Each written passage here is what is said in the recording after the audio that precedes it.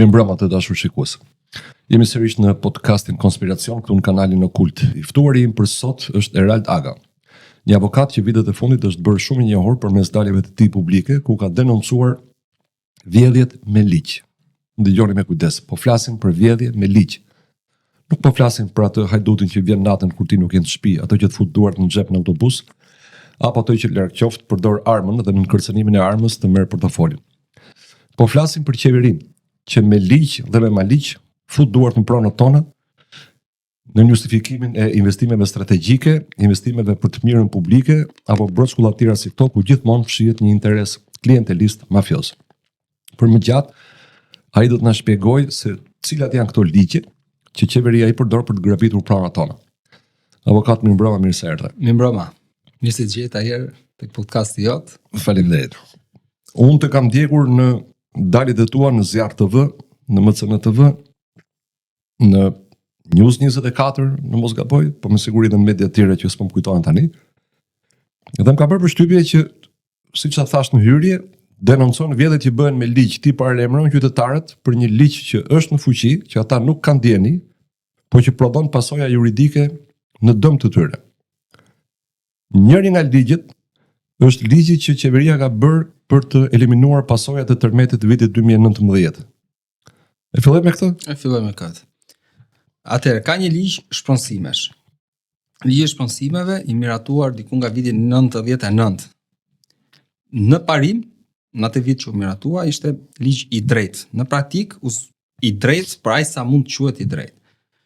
Ligji qëllim mirë, të themi. Pra, ka një qëllim të mirë në praktik, në bazë të akteve nënligjore, në bazë edhe të direktivave që vinin nga qeveria drejt gjykatave, nuk u zbatua ligji siç ishte me atë qëllim të mirë, por ligji i shpronsimeve. Kur thua direktiva të qeverisë për gjykatat, e ke fjalën për ndikim të paligjshëm? Unë them ka ndikim të paligjshëm në gjykata nga qeveritë, nga cilat do qeveri kur ka çështje shpronsimi. Sepse vetëm në Shqipëri ndodh që në çështjet e shpronsimit qytetari nuk shpërblet drejt siç thot ligji dhe nuk lejohet as ajo që të quhet pavlefshmëri shpronsimi, sepse gjykatat e mbyllin duke thënë që pavarësisht se ligji ka pavlefshmërinë, duke thënë që mund vish gjykat vetëm për vlerë. Dhe vlera është në bazë të akteve dhe udhëzimeve që nxjerrin qeveritë. Pra po më thua që nëse qeveria nxjerr një ligj të padrejtë dhe gjykata e konstaton që ligji është i padrejtë, nuk pranon të merret me ligjin, por thotë vetëm që kërko më shumë pagesë ti të vlerësoj se sa është dëmi jot, kurse për fakti që ty të ka humbur një e drejtë, gjykatat nuk merren fare. Nuk merren fare, pavarësisht se në ligj kjo lejohet. Por çfarë ndodhi pastaj në vitin 2020 pas tërmetit dhe pandemisë? U miratuan disa akte normative, sidomos pas tërmetit, që thoshin që do bëhej procesi i rindërtimit. U amendua ligji i shpronsimit dhe u fut një pjesë për shkak të fatkeqësive natyrore, mund të ketë shpronsim dhe u fut dhe koncepti i shkëmbimit të pronës. Po kjo është shumë e gjerë dhe kjo u lan heshtje, nuk u çua as gjykat kushtetuese nga opozita, që kishte detyrim ligjor. Po pse duhet ta çonte? Çfarë kishte antikushtetuese në këtë kuadër ligjor? Ja çka ka antikushtetuese. Në momentin që një pronar zhvishet nga e drejta pronësisë, dhe këtu jemi okay me ligjin, por për shkak të një procesi tjetër që quhet proces rindërtimi, ku të merr pronën për ta ndërtuar një privat, një kompani ndërtimi, marrëveshje tani më i bënte qeveria me ndërtuesin privat. Ndërtuesi privat ndërton këtë dhe shiste, ndërkohë pronari të shtëpia, pra atë të prona vet, do merrte aq sa kishte ose edhe më pak metra katror, duke vlerësuar qeveria sipas akteve në fuqi, që do thotë pse duhet prishet një shtëpi, një pallat 5 katësh, supozojmë ndërtuar vitin 90, vitet 80, për shkak të një amortizimi, dhe nëse vendoset të prishet, pse marrëveshje mos ta bëjnë pronarët, po duhet ta bëjë qeveria me një ndërtues, kur vetë ligji i shpronsimit thotë që nëse për shkak të degradimit të ndërtesës, ose nëse pronarët, bashkëpronarët marrin përsipër vetë shpronsimin, mund ta bëjnë shpronsimin.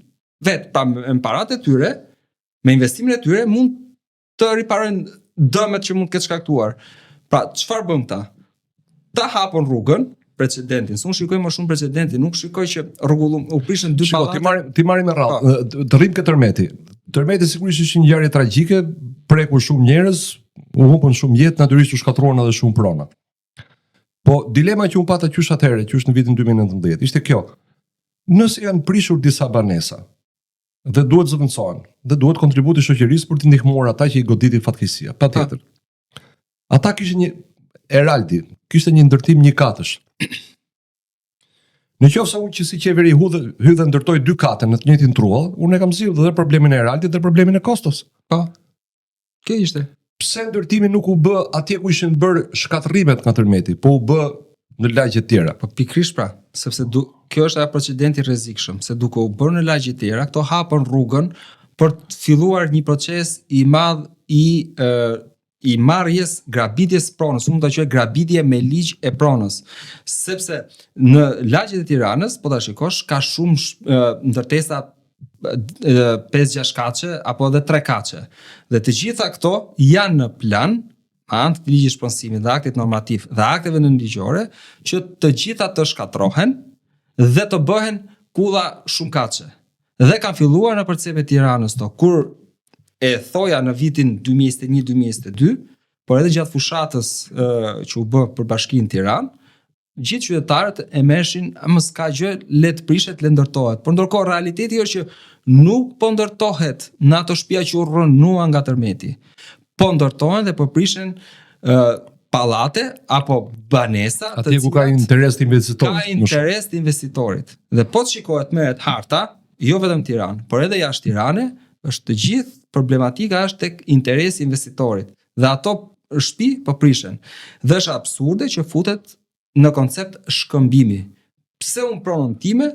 Po tani merrem me shkëmbimin. Pra, e sqaruam që nuk janë shfrytzuar trojet e ndërtimit që janë liruar si pasojë e shembeve që shkaktoi Tërmeti. Nuk janë shfrytzuar troje të tjerë. Po.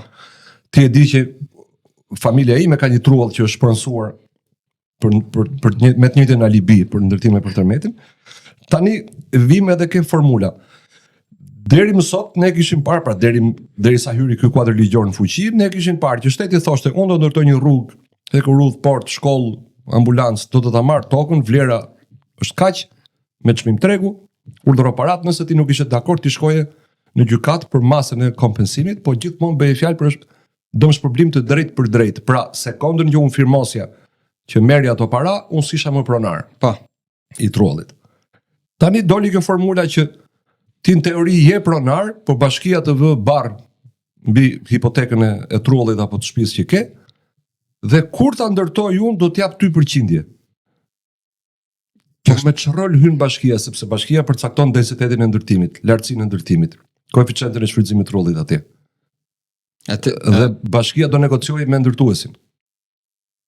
Ma shpjego ku është pjesa antikushtetuese këtu, se më përmend kushtetutën në të që opozita duhet ta çonte. Pjesa antikushtetuese është ajo që quhet neni 41 dhe 42 i kushtetutës, që bën fjalë për pronën, ka një kufizim pronës në rastet që barazohet me shpronësimin, por thotë që edhe drejta pronës duhet të nënshtrohet një procesi të rregullt ligjor. Po.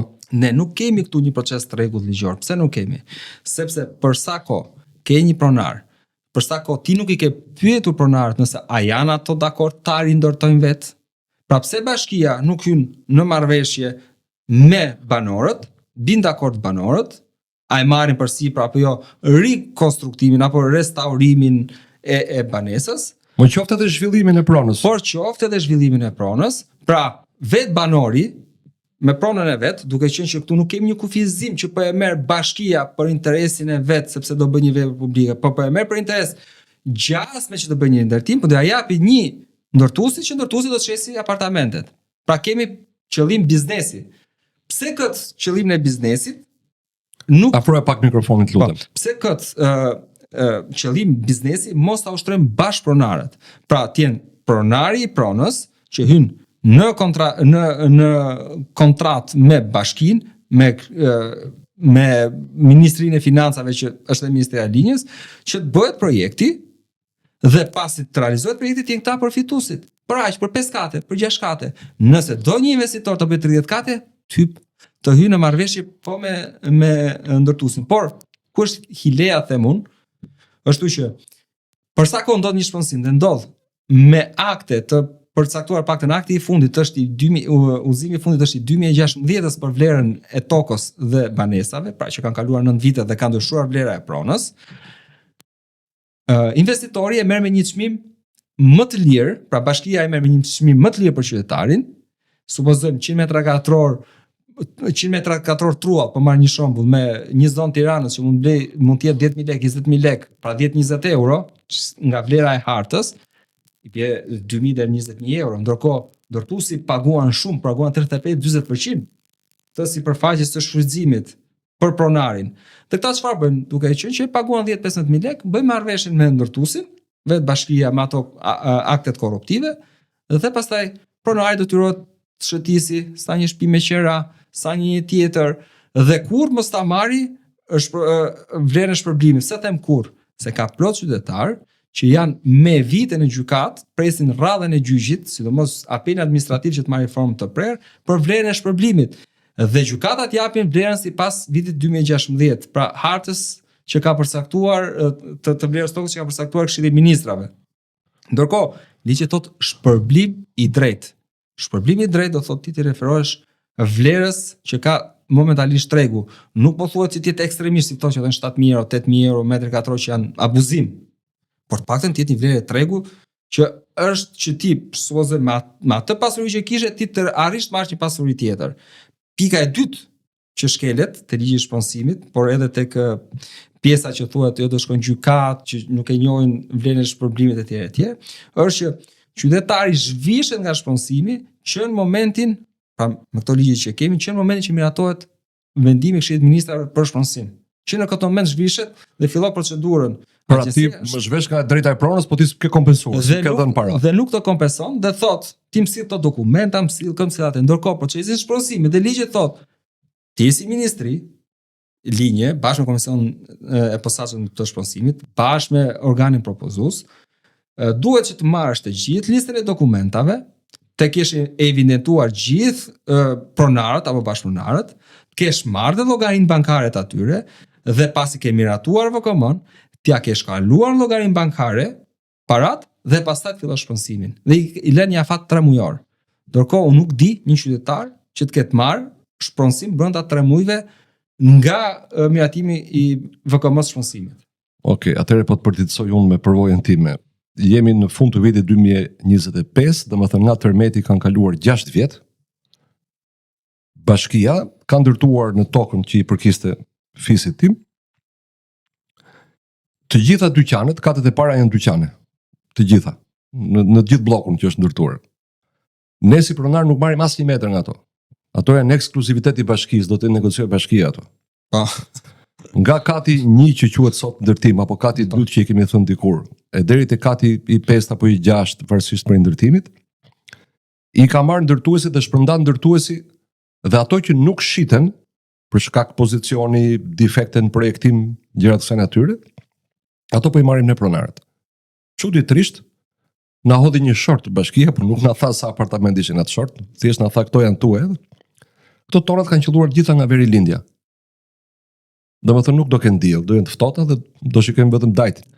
Ai që është në katët e sipërme, sa që është në katët e poshtme shikon rrobat e nderura të fqinjit përballë.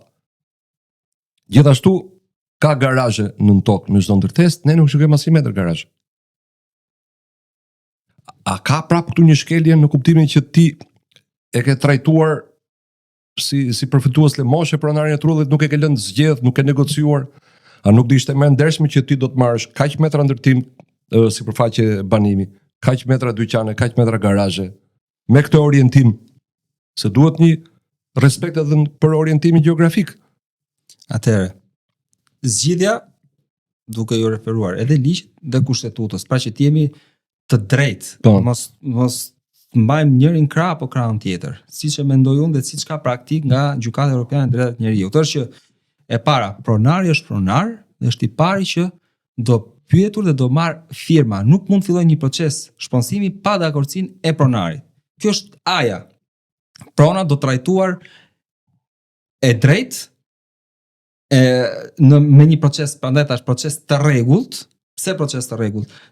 Kjo është faza e procesit të rregullt që pyetet pronari, kalon faza administrative, thuhet çfarë do zgjedhësh, çfarë pozicioni e ke, sa metra e ke, sa është vlera aktuale, çfarë ndërtimi do bëhet, pra pasi parashtrohen gjitha këto dhe bie dakord apo gjet ajo gjuha e përbashkët me pronarin, atëherë fillon edhe shponsimi. Por këta bën një akt ekspertimi nga inxhinieria e ndërtimit, kanë filluar nga ato ekspertët e inxhinierisë së ndërtimit, që thotë që ky pallat është i pabanueshëm, me që është i pabanueshëm do dalin banorët, do ta prishin dhe do ta s'kemi hyrë akoma ke ndërtimi.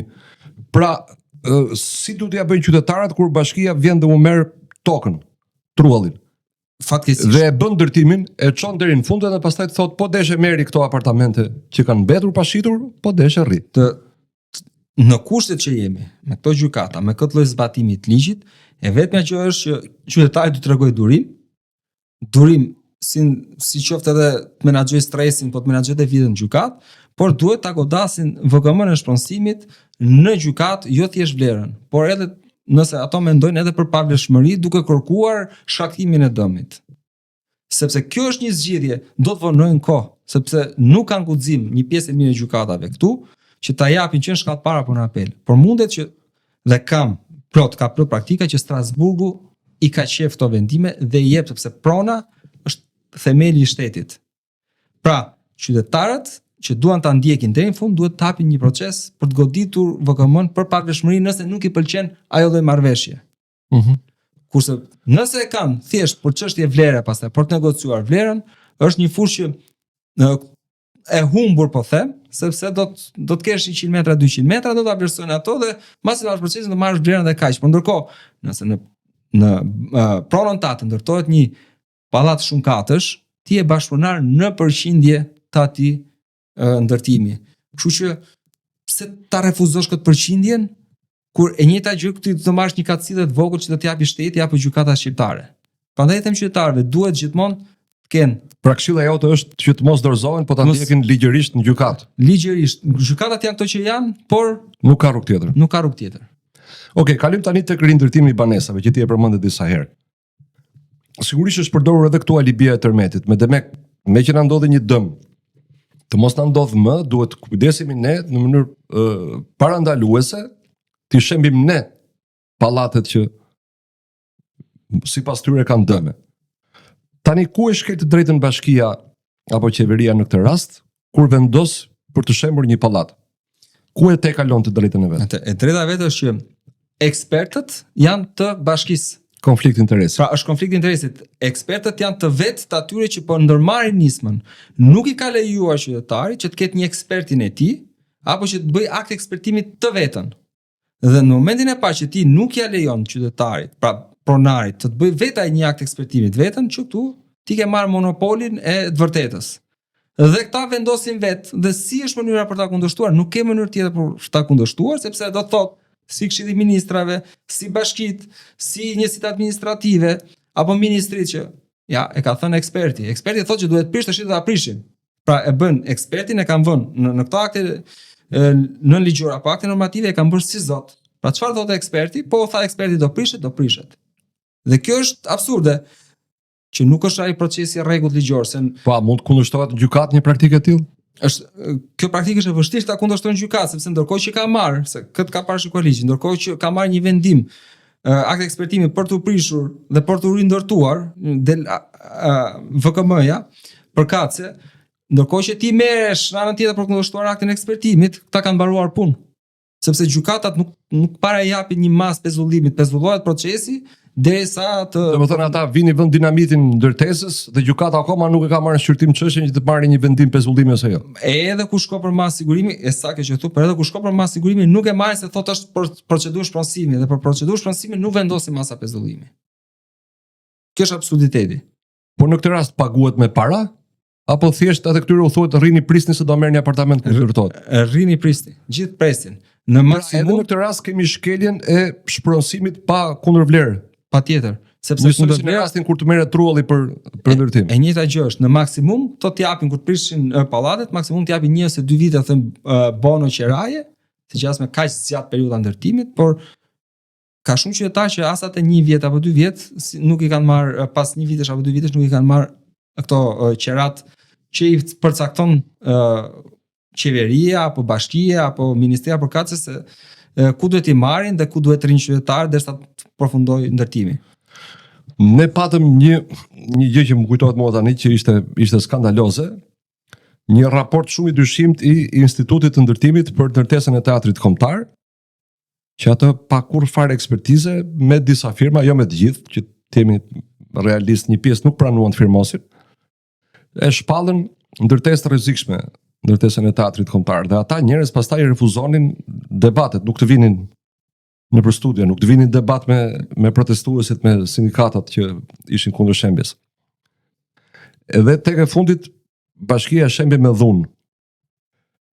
Por ky Institut i Ndërtimit në dijenin time është i vetmi në Shqipëri që ka tagër të bëj vlerësimin të kësaj natyre. Në këtë rast, kush përfshihet në zgjedhjen e pallatës, se më the jurist me rrogë nga kush, se Instituti i Ndërtimit nuk varet nga Bashkia e Tiranës. Qeveria, gjithë janë pjesë e qeverisë. Pra, është qeveria ajo që me aton buxhetin që është ndaj institucioneve. Për të njëjtin institucion, pra ky Institut i Ndërtimit është i varur nga qeveria shqiptare.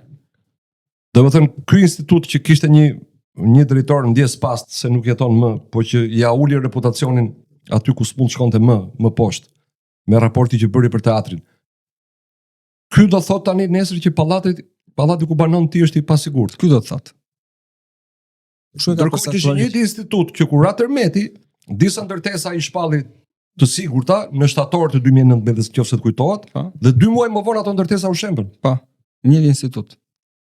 Prandaj them që kanë marrë monopolin me këto ligje, nuk u garantonte drejta pronës, dhe opozita kishte detyrimin ligjor, jo thjesht ishte atje prezente dhe i la të miratoj në heshtje, pra nuk u bën ai gjurulldi e madhe të kuptohej nga publiku se çfarë po ndodhte, dhe ju la monopoli i ndërtimit apo marrjes vendim për të prishur apo jo Instituti i Ndërtimit. Që Instituti i Ndërtimit është në hierarki është një institucion i varur nga qeveria shqiptare, paguhet nga qeveria shqiptare. Dhe ka edhe një problem tjetër që nuk është me buxhet. Paguhet me tarifë shërbimi, kështu që ka interes që të ketë gjëra të tilla se ndryshe nuk siguron dot ardhurat e veta. Ja pra. Ndërkohë, nëse ligji do kishte parashikuar që mund të bëhet oponenca Institutit të Ndërtimit, dhe nëse qytetarët e çojnë në gjykatë, do jetë gjykata që do ta marrë vendimin, atëherë jemi para një procesi tregut ligjor. Por nuk mundet marrë Instituti i Ndërtimit pa oponencë, pa një proces tregut ligjor duke çuar në gjykatë. Po mirë, në mënyrën se si ma shpjegove, këtu është faji i gjykatave, sepse ligji nuk të pengon ta godasësh në gjykatë. Po gjykatat kanë ndikim palishëm tash. Unë kam bindjen që gjykatat kanë urdhër që çështjet e shpronësimit t'i kalojnë në këtë formë.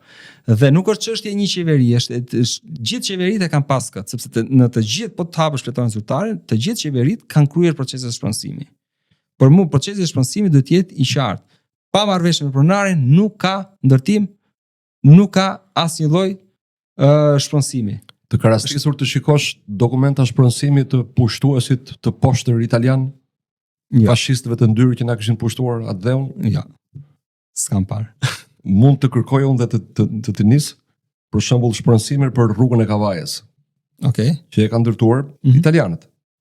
Dhe është lista emërore, metrat për gjithë secilin dhe pagesa me franga ari për secilin familje pa filluar puna. Kjo është procesi drejt. Dhe mirë pra, po është procesin e bëri pushtuesi. Dhe është shumë interesante se në mos gaboj raporti në buxhetin total të ndërtimit të rrugës. Raporti i kostove ndërtimore me kostot e dëmshpërblimit ishte diçka si 1:2, pra vlente 2 fish dëmshpërblimi në raport me koston e ndërtimit fizik me llaç, me zhavor, me asfalt. Dhe kjo është një shpronësim i drejtë, se un kam bindjen që çfarë do lloj pronari apo dhe bashkëpronarësh kur vjen një shpronësim dhe i thot qeveria këto 100 metra, do të bëjmë një rrugë, do bëjmë një lishte, do bëjmë një spital. Këto 100 metra, nëse unë t'i marr me ku jemi sot rruga Kavajës, 1000 euro metrin, 2000 euro metrin, edhe pronari e jep, nuk është që nuk e jep. Por kur i thot qeveria do ta marrësh me 100 euro metrin, patjetër është absurde. Dhe qeveria thot unë do ta marr, dhe pasi do ta marr me këtë ligj që kam miratu, shko drejtohu gjykatës, lekët do t'i marrësh kur them unë, edhe pastaj me vite me radhë kanë vdekur njerëz pronar gjatë procesit të shpensimit. Dhe nuk kanë marrë parat. Avokat, pronat në Shqipëri sigurisht që kanë ndryshuar si në çdo vend të botës, sepse zhvillimi bën punën e vet. Tirana në vitin 1945 nuk ka qenë kjo që është sot, nuk ka pasur këtë shtrirje. Dhe ato që deri në 45-ën kanë qenë toka bujqësore afër Tiranës atëhershme, më vonë u bën lagje banimi sepse u zgjerua Tirana, u rrit popullsia. Pas 90-s ka pasur një boom tjetër. Të tjera toka bujqësore janë marrë, janë kthyer në toka urbane dhe pastaj aty është zhvilluar ndërtim. Me ç'të drejt në vitin 2020, nuk e di kur e ka bërë kjo qeveri, atë interpretim që ja çoi te Strasburgut, vendosi që kompensimi i drejt ishte duke llogaritur zërin katastral tokë bujqësore të vitit 1945. Pra për ta bërë më të qartë për publikun, unë kam trashëguar një pronë që ka qenë tokë bujqësore, po ka qenë 2 kilometra larg Tiranës, tani është brenda Tiranës. Ti nga 45-a deri më sot nuk më ka dhënë asnjë qindar qera, nuk më ka dhënë dëmshpërblim për atë që më ka bërë. Sot më thuaj që unë do të kompensoj me zërin katastral të 45-s dhe me çmimin e 45-s atëherë ta kam marrë unë? Ky është ligji që u miratua 133/2015 për Agjencinë e Trajtimit Pronës. Po. U shfuqizua ish ligji AKKP-s që quhet. E vërtetë është kjo që thu, zgjati kjo deri në vitin 2021-22. Ka një vendim të gjykatës Strasburgut, pra Europiane e Drejtave të Njerëzit, çështja Beshiri kundër Shqipërisë, dhe ka përcaktuar që nuk do merret nga gjykata e Strasburgut zëri kadastral në kohën e shpensimit, por ka përcaktuar një formulë që duhet zëri kadastral aktual i shpensimit ose aktual i pronave kufitare, dhe në rast se nuk ka zëra kadastral, pra nëse do të kthehet pronë po jo vlerën e para, do merret diferenca thot aktuale me diferencën e kohës shpensimit dhe të paguhet në para kur është rasti i kthimit. Pra është hequr si pra në 2022 u shfuqizua. Pra është neutralizuar. U neutralizua kjo nga gjykata e Strasburgut. Kur ndërhyn në ligj, edhe me gjykatën tonë kushtetuese, i referohen pak përcita zi Strasburgut, vendose një si tip formule që nuk mund të shpensohesh dot në çdo lloj rasti, nëse nuk arrihet provohet as zëri kadastral atëherë apo tani, nuk mund të shpensohet jo më pak se 10% i zërit aktual. Pra edhe kjo është pak absurde, por gjithsesi ligji me ndërhyrjen, por duke referuar edhe gjykatës Europiane Drejtave të Njerëzit, të lejon që të kërkosh edhe shpërblimet që sapo the. Pra ka bërë një rregullim Strasburgu, por edhe kur ndërhyn në ligj në 2022 pas të vendimit të Strasburgut dhe pas një situatë gjykata kushtetuese e kishte refuzuar këtë çështje Beshiri dhe u detyrua pastaj të bëjë një ndrejqje të vendimit të saj, dhe ndërhyrja në ligj prap nuk është e plot, ishte e mangët prap, sepse nuk u parashikuan gjitha, sepse në momentin që ti do të bësh një shpensim, pra një kthim, një njohje pronar, e njëjta gjë është shpensim, pavarësisht se ka ndonë 44-ën, apo pavarësisht se ta ka marrë 50-ën, apo në 39-ën. Po sa 45-ën unë jam kompensuar për atë pronë. Ajo më është grabitur në 45-ën, s'mund të quhet shpensim ai. Në formën siç e kuptoj unë shpensimin, edhe që po ndodh aktualisht, me vërtet ka një ligj, por është grabitje. Është një lloj grabitje me ligj, në këtu e nisëm. Po, është grabitje. Edhe atëherë grabitje me ligj ishte. E mori, krijoi ato ç'e quhet kooperativa që i mlodhi të gjithë edhe ndërmarrjet bujqësore. Ndërmarrjet bujqësore për të gjithmonë të mirën e përbashkët, se gjitha gjërat për të mirat na vijnë, nuk na vijnë asnjëherë për të këqijat. Dhe e mori, se kam ligjin tha. Edhe tani po e marrin për shkak të ligjit. Por shpensimi i drejtë, qoftë atyre që janë për kthim kompensim, pra që po trajtohen, është zëri aktual, zëri kadastral aktual, se ATP-ja, pra si agjenci, do t'i zgjasë me vite, me 5 vite, 10 vite, 15 vite mos marrë vendim, punë e asaj, po zëri aktual, sepse nuk është njësoj një pronë që është blerë në 2000 dhe një pronë sa në 2025. Edhe paraja nuk është njësoj, nuk është njësoj 100 euro në 2000 me 100 euro sot. Kam futur konceptin e indeksimit, në rastin që the, por indeksimi i referohet inflacionit dhe normës interesit që ka Banka e Shqipërisë. Pra, që është i koeficient duke gjithmonë referuar thot zërit kadastral të kohës shpensimit së radhe. Nuk i referohet zërit kadastral aktual. Pra është një gjysmak, një ndërhyrje gjysmake, dhe kush e lexon ligjin e ATP-s ka dy nene, neni 6-7, Por 6-7 që është metodologjia e vlerësimit, po të lexosh çdo janë 8-9 metoda të vlerësimit, është katastrofë. Nuk di si të orientosh, është gjë e gjëz.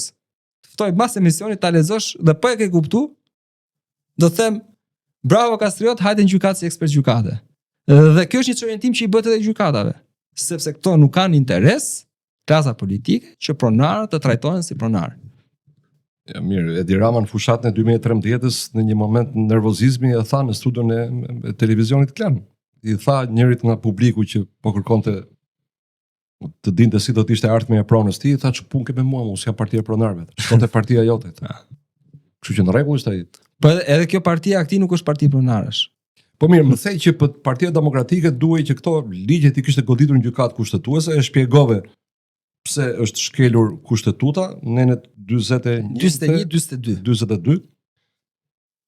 Tani në vështrimin tënd, pse nuk e ka bërë Partia Demokratike dhe partitë e tjera opozitare? Sa po ta thash, nuk është parti e pronarëve. Nuk është një parti e djathtë që të luftoj për pronën, luftoj për drejtën, për familjen, për kombin edhe për Zotin. Nuk është kjo parti. Po mirë, një parti që do të vinë pushtet është? Është një parti që do marrë pushtet. Por është ti mendon që do të vinë pushtet. Po atëherë pse nuk e godet qeverinë për një ligj të tillë? Edhe ta përdori për kapital politik, ti thot votuesve ja, ju mbrojta unë nga sepse unë mendoj qeveria. Po dakor, pra, sepse edhe po të vinë pushtet nuk ka për ti bërë këto gjëra. Sepse është parti e majt, në ideologji është e majt. Nuk kemi parti djathta këtu. Paktën mendimi im, nuk shikoj që Partia Demokratike republikanët nuk janë të djathtë. Po as ata janë djathtë.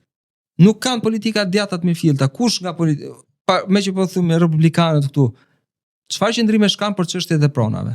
Çfarë qëndrime kanë për çështjen e reformës në drejtësi? Gjithë votuan reformën në drejtësi. Reformën në drejtësi në e tha nëna jonë e madhe Amerika, do ta bënim se s'bën. Na thirrën në ambasadë, si t'ja bënim? Si t'ja bënim? Po çështën republikanët. Na çuan dhe SMS ditën e votimit në parlament. Atë republikanët kanë qenë disa herë në bashkëqeverisje. Çfarë kanë bërë për pronarët dhe për ligjet e pronave?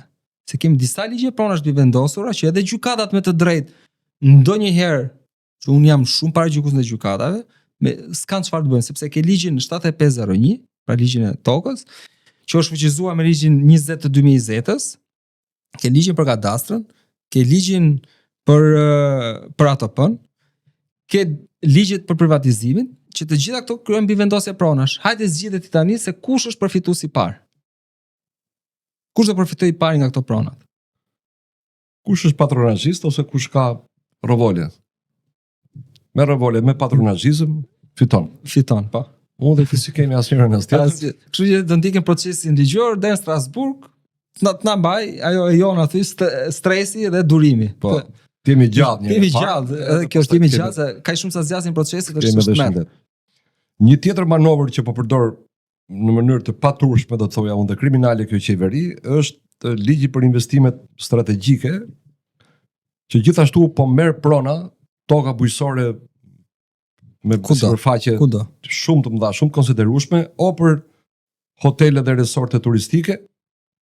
Tani ka dalë dhe kjo moda e re për panele diellore, me siguri të fillojnë me turbinat e erës, gjoja për prodhimin e energjisë, se gjoja janë të gjelbër. Gjithmonë në këto raste kemi shpronësim me dhunë të pronarit, ai përjashtohet nga projekti. Në qoftë se un kam një truall në Bregdet dhe ti ke para dhe ke ekspertizë, pavarësisht se ti mund të ish aktori portokallis, po supozojmë që në intervalet e regjistrimeve për Portokallin ti ke studiuar ekonomi, ke studiuar menaxhim dhe ti je bërë investitor strategjik, ti ke ekspertizën për të ndërtuar një hotel me 5 yje. Pse të mos përfshihem unë? Po pikërisht pra, sepse ti merr 60% të ndërtimit, po themi unë po marr 20%, hajde një tjetër që ka teknologjinë 20% tjetër. Sepse monopolin e korrupsionit dhe marrjes së parave, dhe prandaj ndodhin gjithë skandale, e kërkon qeveria me këtë investitor strategjik, sepse shumë mirë pronari mund të lidhë marrëveshje me investitorin strategjik. Pse duhet të jetë qeveria? Edhe ai qytetari që është në fshat mundet te toka e vet të ketë një projekt nga një investitor strategjik, këto dy bashku të jap tokën, ti ve ato panelet fotovoltaik, dhe hajde bëjmë projektin ndajmë. Pra kemi pronar, investitor. Pse duhet shteti këtu? Pse duhet ta shpërson shteti këtu? Se jemi te pjesa e korrupsionit, sepse po të jetë pronari, Pronari ka interes të drejt për ta ndjek procesin, për të marrë fitimin. Nuk ta le pronari investitorin apo qeverinë bëj korrupsion. Dhe prandaj ndodhin edhe gjithë absurditete dhe qytetari pastaj i grabitet prona, rrinë për gjykata, sepse s'ka ligje të drejta dhe janë i thënësin ligje, sepse edhe opozita tu nuk i kundërshtojnë këto ligje në gjykatat përkatëse, sidomos gjykatën kushtetuese, nuk i çojnë deri në fund. Nispa. Dhe nuk ka një parti që thot në ditën e parë që do të vi, 1, 2, 3 ligje do të shfuqizohen dhe kam këtë plan për pronarët. Apo këtë plan nëse janë të palishme, pra e shikoj që këto ligje kanë ardhur në një formë që kanë rrit korrupsionin tej mase, janë dhënë në mënyra korruptive, të gjithë do bëhen dhe pronat do t'i kalojnë shtetit apo pronarëve. Apo Berisha thua ti nuk do të t'i kundërshtoj këto sepse ka të njëjtin formim dhe partia e tij është partia e majt. Ashtu e besoj. Kështu e beson. Okej. Po Berisha nuk u ankua as për përjashtimin 10 ditë nga parlamenti, për shkak se i kujtoi ambasadorit të BE-s në Shqipëri që ai është jo binar, që është një fakt që ai e ka thënë vetë publikisht. Ke pasur rast të lexosh, ai proces verbali ishte vetëm 8 faqe. Unë kam ndjek drejt për drejt fjalimin e Berishës. Është absurde përjashtimi dhe është absurde pse nuk e ka kundërshtuar dhe pse nuk i shkon një procesi deri në fund. Unë u bëra shumë kurioz edhe kërkova dhe lexova proces verbalin e mbledhjes së sekretariatit për etikën kuvendit. Dhe pothuajse në ligjërat e drejtë, do ta bëj citimin, ndoshta me një mungesë, Ulsi Manja, kemi kërkesë nga 12 deputet të Partisë Socialiste që kërkojnë përjashtimin me 1 muaj të Sali Berishës nga punimet e parlamentit, sigurisht që fjala duhet të jetë, s'ka nevojë as ta lexoj ai, për fjalët që ka thënë ai në drejtim të ambasadorit Gonzato. Kush e do fjalën e kërkon fjalën një deputet dhe thot ta dëgjojmë çfarë ka thënë. Po, sekretaria thot vëre audion. Edhe audion është ai që kemi dëgjuar të gjithë. Që ai thot pak a shumë ti ke qenë vet binar dikur, se ke lindur je babai i 2 djemve, tani ke vendosur ti je jo binar, kjo është e drejta jote, ne respektojmë zgjedhjen tënde, po ti mos ja imponon shqiptarëve. Ky është ai besa që thot Berisha. Mbaron audio dhe Ulsi Manja në cilësinë e kryetarit thot: "Pra është i qartë se Sali Berisha ka fyer ambasadorin." Dhe në vazhdim diskutohet 3 minuta, vetëm 3 minuta, sa duhet jetë masa. Edhe thonë që base 1 muaj është e tepërt, po sikur ta bëjmë 2 javë, hajt po e bëjmë 10 ditë. Po nga njerëz që bëjnë ligje, nga njerëz që duhet ta keni idenë çdo të thotë një proces i drejtë. Pavarësisht se jemi në gjykat, ky është një proces gjykimi praktikisht. Ti po merr përsipër të gjykosh veprimet e një kolegu dhe të marrësh mas për ato veprime. Apo jo. Si mund të ta kalosh pa diskutim dhe si mund të mos thuash cila është fyerja? Cila fjali apo fjalë është fyerje? Dhe nëse është fyerje, pse duhet marr ky dënim sa është personi zgjedhur më burr? Është personi zgjedhur më është personi deleguar atje me vullnetin e 10.000 vetave që i kanë dhënë votën. Si mund të thuash ti nuk do flasësh atje 10 ditë, nuk do i ushtrosh funksionet e tua kushtetuese? Se na është fyr, ai s'është fyr fare, se ai s'ka thënë asgjë ambasadori që janë fyr. Ambasadori kanë thënë të foto, dhe thotë jam shumë i dashuruar që jam me partnerin për katës dhe jam binar. Ligji s'ka hyrë fuqi akoma, se të kishte hyrë ligjin fuqi ai, se po thoshim që është në bazë ligjit të ri për barazinë gjinore, që ka nena atje për sanksione për gjuhë të papërshtatshme.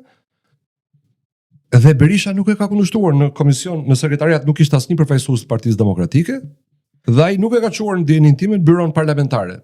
Mos është ky një sinjal që po na jep gjithëve Berisha që shiko kur të filloni të hani gjoba se nuk u pëlqen homoseksualëve, ato që thoni ju, duhet i pranoni se shteti ligjor është shteti evropian. Unë këtë kam menduar gjithmonë dhe mendoj prej disa vitesh që Partia Demokratike bashkë me kupolën drejtuese janë pjesë e një bashkëqeverisje.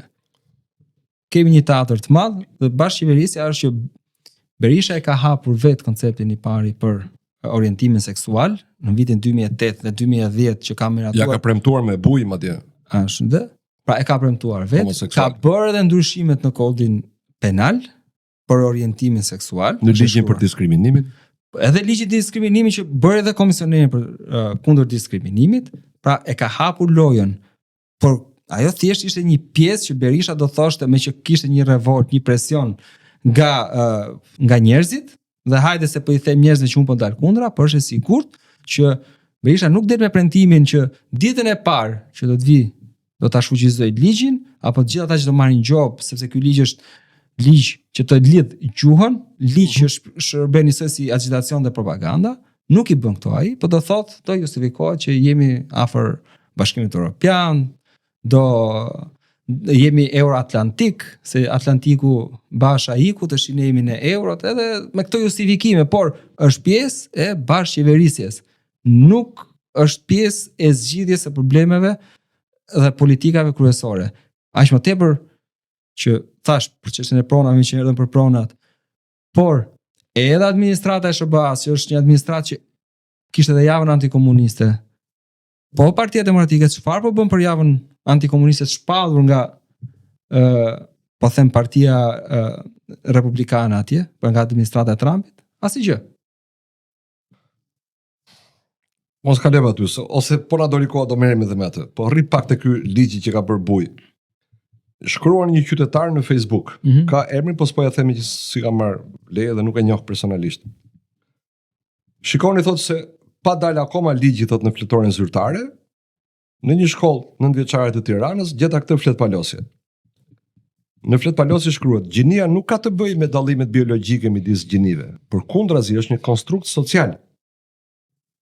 Njerëzit përcaktojnë se çfarë do të jesh, djalë apo vajzë, dhe në këto kushte sociale shpesh presin që fëmijët të përputhen me rolet dhe pritjet gjinore specifike. Ti ke djalë apo jo? Po. Po ti ku e di që ke djalë? Jo, sipas ty nuk e di. Djali im mund të jetë Luan. Po pse e ke vendosur ti që është djalë ai? Po se di. Sipas ty se ke bërë gabim ti, edhe unë kam bërë gabim. Unë duhet ta kisha lënë dhe të thoja unë nuk e di çfarë je bi. Çfarë je fëmia im? Duhet të thosha gjithmonë ti e fëmia im. Po a je djalë apo je vajzë, do presim ta gjesh vetë rrugën se çfarë je. Kjo është. Se kështu i mësojnë fëmijët këta në shkollë.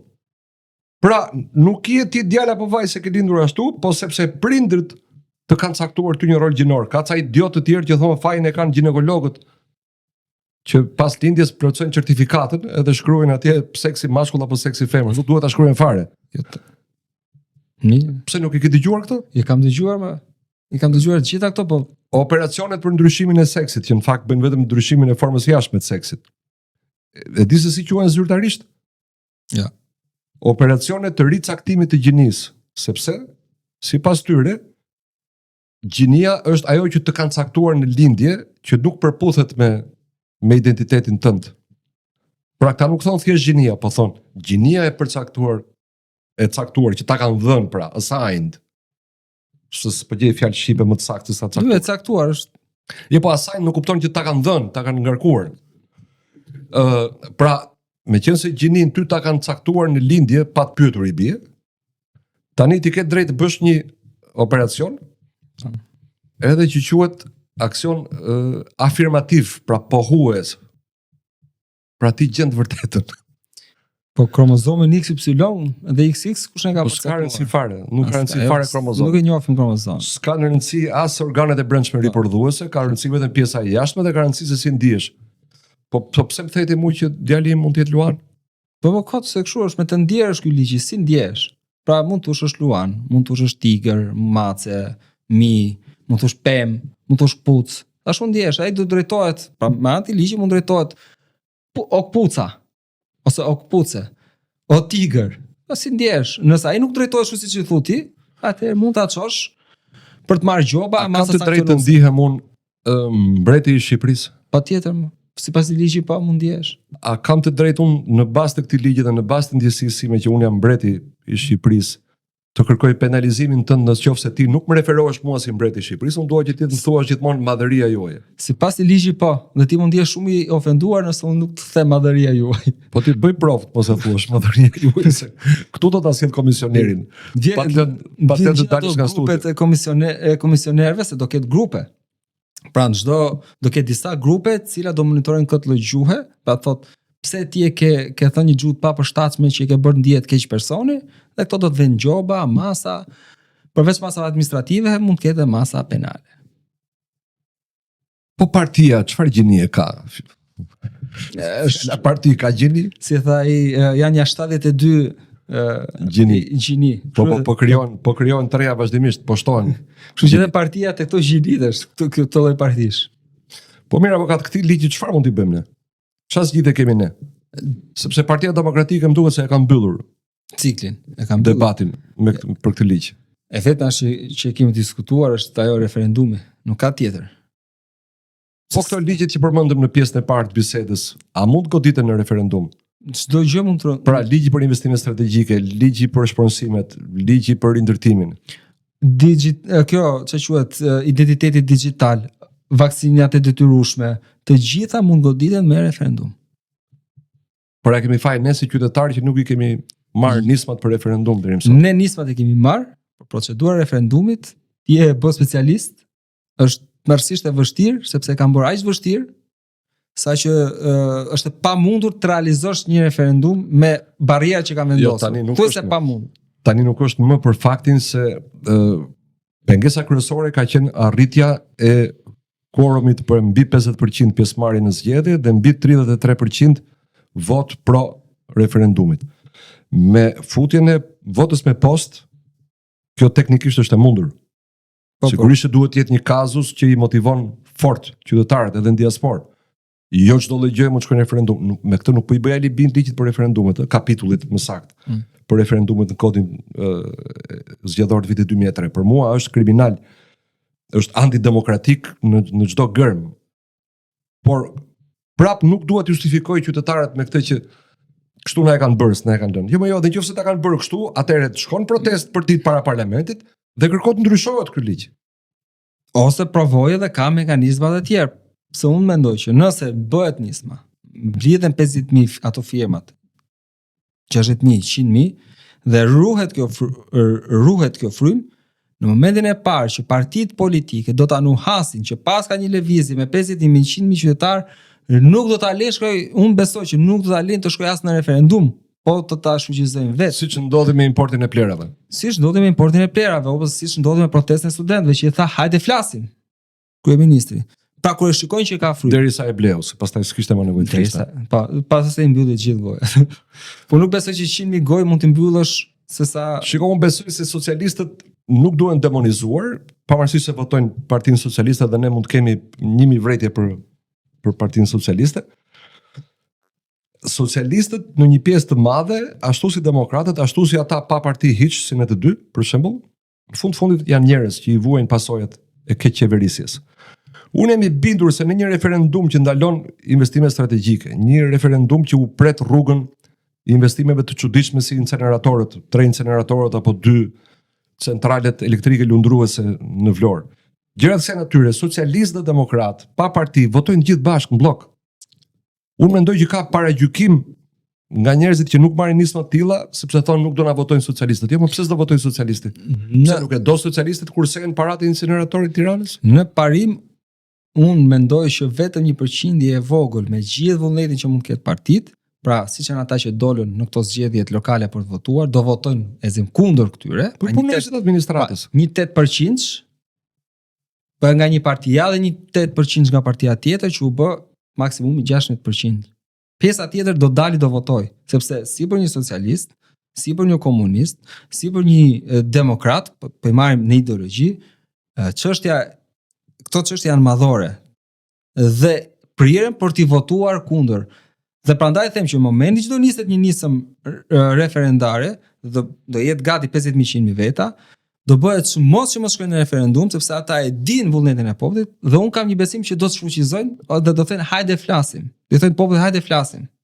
E kam një bindje këtë. Nuk do ta çojnë deri në fund, sepse ata e dinë që revolta do jetë më e madhe dhe një frymë me 50.000 me 100.000 veta që ta shumëzosh për 3/4 do të thotë të marrësh qeverinë pastaj. Dhe i kam frikë. Në fakt, këtë e kam dëgjuar nga një politikan zviceran në një dokumentar, ku ai shpjegonte pse procesi ligjvënës në Zvicër është i ngadalt, dhe një nga arsyet që ai citonte ishte që ne duhet të marrim parasysh opinionet e të gjitha palëve dhe të marrim parasysh potencialin që ka një ligj për të provokuar nisëm qytetare për referendum nga qytetarët. Sepse thoshte është absurde që ti si qeveri që atje quhet Këshilli Federal, ta çosh përpara një nismë ligjore, mund ta kesh shumicën në parlament, por nëse sondazhet ty të tregojnë që qytetarët nuk e duan, është e kotja hysh se brenda 3 muajve qytetarët thrasin referendum, sepse do ta rrëzojnë. Ti e ke studiu, ja marr më shumë me pjesën e referendumeve, sidomos Zvicrën, nga sa kemi diskutuar, dhe ti e di se sa e lehtë është bësh referendum në Zvicër. 4 data në vit të caktuara rregullisht për referendume kombëtare. Kështu që aq e thjesht është procedura. Dhe ato 4 data mund të çosh 4-5 referendume. Pra ata mund të bëjnë 20 referendume kombëtare në vit, pastaj bëjnë pafund referendume vendore, kantonale dhe bashkiake. Kështu që Zvicra ka dhënë këtë mundësi dhe prandaj është Zvicra sot aty ku është dhe ne jemi këtu ku jemi. Atë që do thoya thirrja është që realisht hajde, e ke nisur, pra jemi pjesë e kësaj nisme dhe ta nisim këtë referendum, bashkohen dhe qytetarët, mbase ky do jetë një port, ky referendum i parë për ligjin. Jo, unë jam për një seri referendum. Po pra, kjo do jetë e para, them që të hapi serin, që të qoftë referendum për pronat, për çështën ligjin e shpronësimit, pra që të ketë një shpronësim të drejtë, do shpronësimi, po pyetet pronari, qoftë për kujtun çat çështje tjera kemi, për qoftë edhe për reformën drejtësi. A u pyetën qytetarët, ta e duan këtë lloj? Pyetjet të fundit për shembull. Ne kemi mandatet pa kufizuara të kryeministrit. Kemi mandat kufizuar të presidentit, që është një, sidomos me ndryshimet që kanë bërë kushtetutës nga 2008 e këtej, që ja kanë reduktuar kompetencat presidentit, e kanë holluar procesin e zgjedhjes duke e bërë dhe me shumicë të thjeshtë. E kanë bërë një figurë kot, domethënë gati një post për pensionist në politikë, postin e presidentit. Pse nuk kërkojmë neve kufizimin e mandateve të kryeministrit? E kemi në mandatin e 4 të këtë s'ka ndërmend të ndalët këtu. Do bëj 5, 6, 7 po e lam. Atëherë unë jam. Pse mos i kufizojmë të gjitha mandatet? Ç'është kjo më që duhet hyshtin politik dhe duhet të në realitetin që jetojmë ne si Shqipëri, në këtë lloj realiteti, jam dakord për kufizim mandatesh. Nëse do ishim Zvicër, nëse do ishim, po të them SBA dhe SBA e ka kufizuar. Ka kryeministër fare. Jo, po them këta që qeverisin, pra ai që ka pushtetin ekzekutiv, ti kufizosh mandatin, në realitetin shqiptar duhet. Unë jam fare edhe për një mandat. As 2 ose 2 është shumë në Shqipëri. Se në Shqipëri për 4 vite ndodhen shumë gjëra, ndodhen shumë korrupsion, shumë dikim palishëm, shumë tendera, shumë investitor strategjik në një mandat, po në dytin. Pra unë jam edhe për një. Dhe madje edhe gjithë çka kemi kushtetutë, institucionet kushtetuese, unë jam që përveç kufizimit mandatit dalin të marrin fullbesimin popull, mos ta zgjedhin më parlamenti. Tjetë populli më të ushtrojë drejtat e veta. Ç'është ky përfaqësim? Deputeti mendon për ligjin, deputeti mendon për që nxjerrë president, deputeti. Po avokatin e popullit për shembull, duhet ta zgjedhë populli, se quhet edhe i popullit. Avokati i popullit duhet zgjedhet nga populli dhe nuk duhet ketë fare mbështetje nga partitë politike kur bëhet fushata elektorale. Meqë është avokati i popullit pra. Po ky avokat populli që zgjedhet nga politika, nuk dihet më avokati i popullit, është avokati i politikës. Ti ke qenë kandidat kur u shpall gara, i mori firmat e nevojshme dhe prisje që të fillonte procesi në vitin 2022, në mos gaboj. 2023 ka qenë avokat Altin Goxha bashkë me Lido Brown që shkon për votim. Po ka qenë përpjekja e parë, po. Në përpjekjen e dytë i e futur ti në garë në vitin 2023. Duke që u mbyll gara e parë me që u votuan kundër, nuk arritën do të marrin 3/5 e votave avokat Altin Goxha dhe Lido Brown, u rihap nga e para procesi. Edhe unë u futa në janar të 2023. Sa kandidat ishit?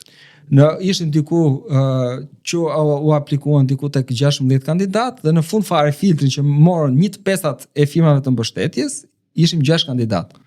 Pse nuk u kaluan votim? Sepse u kalua 3 herë në seancë plenare, opozita me Berishën caktoi një emër, Du Besim Drejgjonin dhe nuk ka. Opozita me Niko Peleshin, atëherë kryetar grupi parlamentar, thoshte që jo, kemi dhe kandidatura tjera, hajde diskutojmë gjitha, po mos bëj detyrë dhe përcaktim me një emër, hajde diskutojmë gjitha, mbase arrim prapë te Besimi, por hajde ta diskutojmë. Jo, Du Besimi s'ka, 3 seanca kjo gjë dhe pastaj një ditë bukur dëgjojmë që do rihapim garën nga e para. Po mirë, a është ligjore kjo rihapja e garës nga e para? Kjo nuk është ligjore. Se votimi po më thua që s'është bërë. Jo, nuk është bërë, ka ngel pra faza hapja e dytë e garës, pas mbylljes procesit parë që dështoi, nuk arrit më u zgjedh avokati i popullit, mbetin në fazë votimi në parlament, në seancë plenare, nuk u mbyll ky proces kurrë. Dhe hap pra u bë një rihapje e rihapjes. Kur e mendon është absurde. Sa vjet ka që i ka mbaruar mandati Që në 2022 zonjës Ballanca? do ta bëj edhe për një vit bë 2 mandata ajo. Një mandat u zgjedh nga 2017 deri për 5 vite 2022, në maj i mbaroi, sot jemi avokat, mos do zëvendësohet me ndonjë diell mashkull ky avokat i popullit se diellën femër e kemi caktuar te përkurimet. Për sa kohë është kjo prapë sërish një bindje ime personale, kryeministri përcaktoi diellën si që do merret me tenderat, të gjithë tjerët janë numra dhe shumë shpejt edhe deputetët do jenë numra, madje ai ja tha që shumë shpejt deputetët do jenë diella 1, diella 2, kështu që çdo gjë do jetë drejt asaj që quhet identiteti digital dhe do ketë shumë diella. Do jetë vetëm kryeministri, edhe diellat. Pyetja e fundit avokat se po na mbaron koha. Po flitet gjithmonë më shumë për ndryshime kushtetuese në Shqipëri, madje këtë radhë po flitet për një ndryshim të thellë, shumë të thellë të kushtetutës që mund të bëjë një formë tjetër regjimin në Shqipëri. Bëhet fjalë që mund të shkojmë drejt republikës gjysmë presidenciale, modelit francez. Po me këtë rast të kujtoj që këtë model shqiptarët kanë refuzuar me votë në vitin 94, dhe ka qenë Partia Socialiste në opozitë, që sot është në pushtet, ajo që kërkoi që të votojë kundër atij modeli. Dhe unë nuk besoj se socialistët e thjesht janë kaq idiot sa që nuk e duan republikën presidenciale nëse është Berisha kandidat për president, por e duan nëse është Rama kandidat për. Nuk flas për partjakët, për patronazhistët, për idiotët. Flas për votuesin e thjeshtë të majt. Po flitet gjithashtu që do të ketë senat, që nga 140 deputet që kemi sot, ndoshta nesër do të kemi mund ta bëjnë 100 plus 30, 100 plus 40, që nësi ka një gjendet formula. Dhe një parlament me 2 dhoma do të thotë ngadalësimi më tejshëm i procesit ligjvënës e para, por ajo që është më e rëndësishme dhe pasoja më të mërshme është asgjësimi i partive të vogla dhe e mundësisë së partive të vogla në të ardhmen, partive të reja. Gjasat janë që këto ndryshime, duke qenë se kushtetuta e parashikon kështu në vendin 177, të bëhen me votat e PS-së dhe të PD-s pa përfillur partitë e vogla, pa përfillur sigurisht edhe vullnetin e qytetarëve. Çfarë na mbetet nëse e bëjmë këtë? Referendumi, revolta, sepse këto po ndorhyn, pra do ndorhyn shumë shpejt se duket. Edhe sinjalet e para janë që po hidhet një sistem majoritari pastër, po edhe sistemi zgjedhor të ndryshojë të majoritari thjesht. I pastër. Jo i pastër se tjetër nuk është i pisët. I thjesht. Pra të gjitha këto çojnë drejt asaj që po kapet komplet pushteti dhe qytetarët janë thjesht disa numra, si thua që thjesht miratojnë vullnetet politike, por duhet revolt dhe referendum. Nuk mundet, nëse ka ndryshime kaq mëdha kushtetuese, kaloj thjesht përmes deputetëve. Realisht u kemi shkuar, pra çdo qytetar që hedh votën, nuk e ka hedh për të ndryshuar kushtetuta kaq shpesh, apo për të ndryshuar se su pyet ai për ndryshim gjysmë presidenciale. As nuk u përmendën fare. As një fushat. Kështu që ndryshimi kaq thelbësor që ti bëhet kushtetutës, për mua të shfuqizohet ky kushtetutë, të hajde të bëjmë një projekt kushtetutë të re, të bëjmë një kushtetutë të re se kjo ka marrë fund. Pra duhet të diskutojmë për një projekt kushtetutë të re. Kjo kushtetutë me kaq ndërhyrje dhe me këto ndërhyrje që ti bëjnë nuk ka më vlerë. Në 2018 kam kërkuar në gazetën Panorama kushtetutë të re, po s'ma vari kush. Po ja, po 10 dita. Uroj të ma varin tani. Avokat, të falenderoj shumë për bisedën. Besoj që ke qenë shumë i vyer në informacione dhe këshillat që i ka dhënë qytetarëve si të mbrojnë pronat e tyre, edhe në pjesën se si duhet të reagojnë përgjithsisht qytetarët me nisma referendare apo me protesta dhe revolta kundër abuzimeve të qeverisë dhe të parlamentit, përfshi edhe opozitën. Të uroj sukses në luftën tënde ligjore për të drejtën në procesin e zgjedhjes avokati i popullit. E di që do ta shohësh deri në Strasburg, shpresoj që të trembet qeveria, majoranca dhe ta rihap garën me kushtet që e kanë nisur në 2023 dhe aty ti të fitosh, megjithëse unë di që ti nuk do fitosh. Ti nuk merr vota as nga PD-ja as nga PS. E kam çuar në institucione ndërkombëtare, por edhe te departamenti i shtetit amerikan. Do ta fitosh, pjesën procedurale do ta fitosh, po ti garën me vota në parlament nuk e fiton. Me vota në parlament nuk e fitoj. E di që nuk se ti e non grata edhe nga PD-ja edhe nga PS. Ti do fitosh po të bëhet ndonjëherë zgjedhje nga populli. Faleminderit shumë, e mbyllim këtu. Ju faleminderit dhe juve të dashur shikues. Ju lë takim javën e ardhshme.